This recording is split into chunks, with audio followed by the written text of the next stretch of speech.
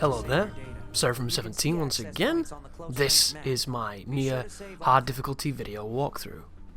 And as you can see from the footage, we've ascended to the bunker, where there's a couple of things you can do here, a couple of things you can see if that's what you're wanting. There is a handful of chests that you can find. There are a couple of drops that will respawn in various rooms, and then there are a shop that can give you access to some of the abilities for your pod and increasing the capacity, I believe, for your chips. So we should probably talk about that as we run around here. The great thing about NieR is that when you have the map chip equipped and the objective chip equipped, you will always have a general idea of where you're supposed to go. And at any point, for the most, the game is great at orchestrating that. There are a few moments where it wants it to be a bit more ambiguous and you have to find it yourself, but for the most, it's really good, and you'll never really not know what is expected of you or where you're expected to go. So that's definitely something for players who are not a fan of finding the equation rather than just being shown where it is. So we go back down to the planet, which puts us into another one of these shmup sections. I will talk about the chips, don't worry guys. There's a lot of things to discuss about this game, but I wanted to keep it on fire with what's happening right now. So you'll notice the game is introducing you to the concept of using the barrage with L1.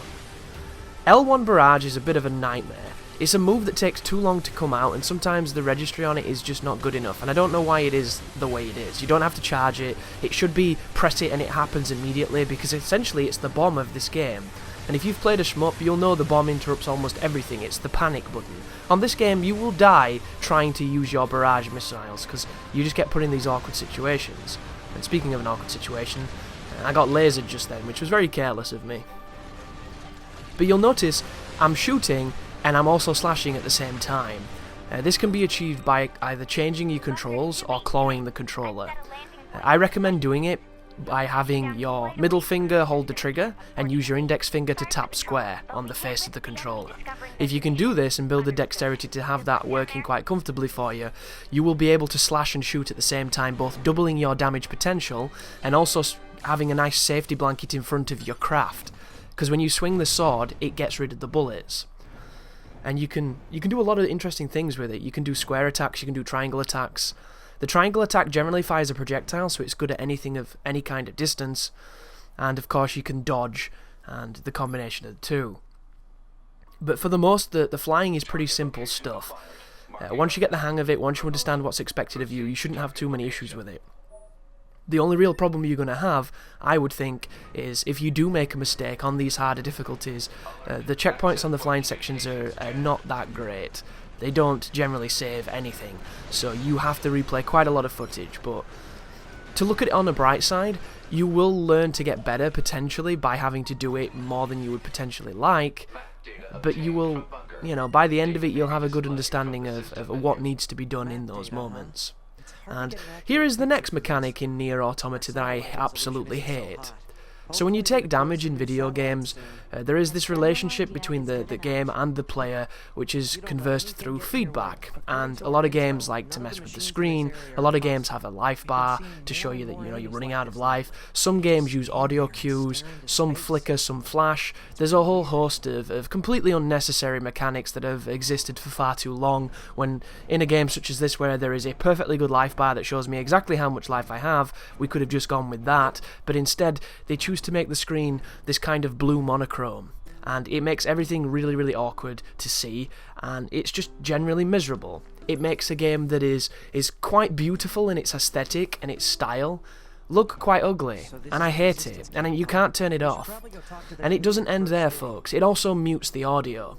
So can you remember how Platinum do those wonderful blogs on their website mentioning all those sound designers, how they do all those audio cues and they put all those fancy pieces of work into the game so that the player can understand when the attacks are happening, when they need to dodge, give them the real eye of being brutal and visceral when it comes to how they sound and making them just perfect?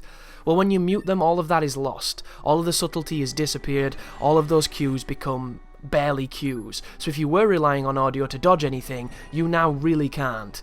And it's counterintuitive, it's counterproductive, and it looks like shit. I hate it. I was hoping there would be an option to remove it. I'm still hoping they're going to patch in an option to remove it, but let's face it guys, All the fundamental problems with this game could be easily fixed with patches. The game has had 5 patches and it's fixed nothing. It's fixed superfluous shit that wasn't a problem. Like one-time off glitches, one-time off issues that people run into. Like, that stuff's gonna happen in games. I would rather they fix the fundamentals, but alas they didn't. So right there, you'll notice the screen has come back to being colour again, and we get to see some of the better shades of this game. If you don't want to use healing items, you can warp via the transfer point to the bunker, and you'll get a full heal. So when you come back down to the planet, you will have your life back. And I'm not going to be using any kind of healing chips, and I'm not going to be using items outside of those beginning periods, so I don't have to replay that massive section. So how I get life is generally by resting in the beds or by warping. And you would think, wouldn't you, that hitting a save point would replenish your HP? It seems like the perfect opportunity, because that's kind of what I think it should do, but it doesn't. And you have to make odds with this to essentially have an advantage. So at the beginning we've spoken to the leader of the resistance, and now we have to do a couple of missions for the people inside the resistance, and that's my dead body right there, guys. I got one shot by a guy with an axe. Not gonna lie, you know, he attacked me and I couldn't see because of the fucking bush. Like, it's one of those interesting things, you know. I make so many mistakes in games that I play, and I am the first to own them. But when something goofy happens, like, what do you do? And I suppose I could have potentially fought him in a better place, pulled him away from the bushes and the shrubs, but, you know, I don't know. One of those things. You don't actually have to attack or fight these enemies, by the way. You can avoid them completely. All you have to do is pick up the 4 items that are glowing in this vicinity on the map. And that's it. Once you've done that, you can go back, and we're going to be doing side quests for 3 of the shops so that we can use them. And then the leader is going to tell us about some robots in the desert. And that is going to be the 3rd video. So this is your opportunity to get used to the world, get used to the platforming, have a nice rummage around, find some of the secrets, because there are a lot to offer here. They generally are higher or in corners and crooked like crevices, so search really low and search really high, and chances are you're going to find some hidden chests, get some resources that you shouldn't have at this point. There's plenty of opportunities to look around. Don't mess with the animals.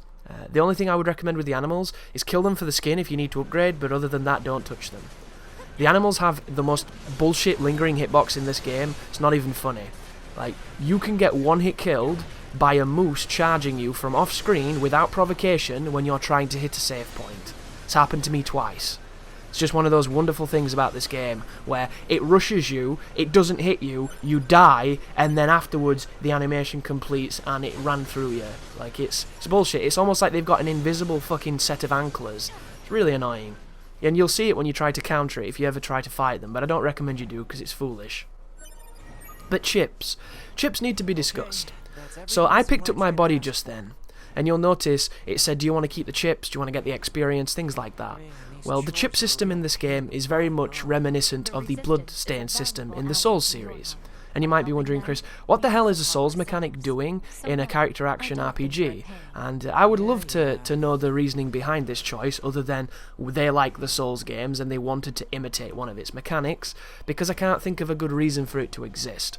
All it does is put off non-confident players from using chips, because the system works as thus. You can equip all kinds of awesome chips that give you passives and all hosts of wonderful features. When you die, you drop them, along with your blood body, or bloodstain, whatever you want to call it, along with all the experience you got before you previously hit a save point.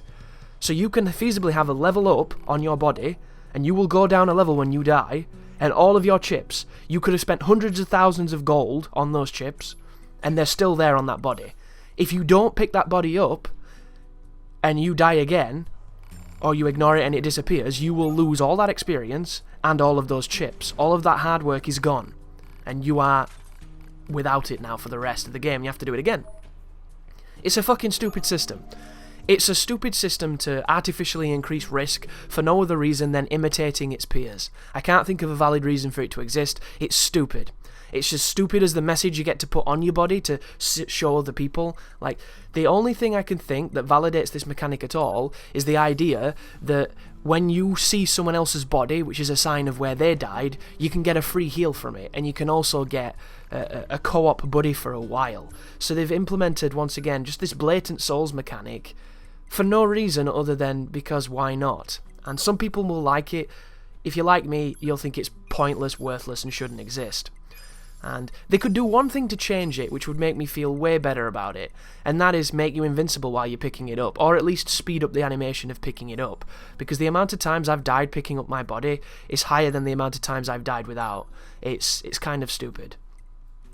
But for the purposes of this walkthrough, guys, I'm going to keep in some of the menus to give you an idea of what I'm buying. Right now, I'm going to buy a bunch of weapon attack up chips, and then I'm going to fuse them together so that I can get some higher percentages on my attack. It doesn't really matter at this point what you do, because you don't get enough to really change the battlefield too much, but it's a nice investment in what will later be something that will help.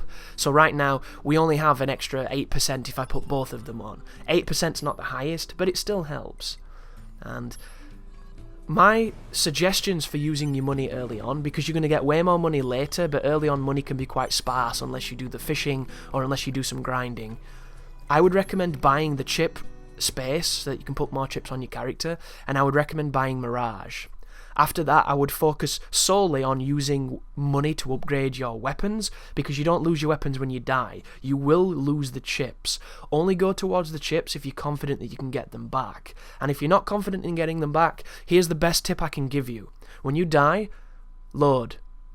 Once you spawn back into the game, press start, go to the right tab, right at the end, settings, load game, load back from where you were. If you've been saving a lot, you will never lose your chips because you can just reload, because the game does not save when you lose the chips or when you die. They didn't implement that, which is fantastic because it means that you can exploit it and get everything back without being stressed. But thank you for watching, and you take care now.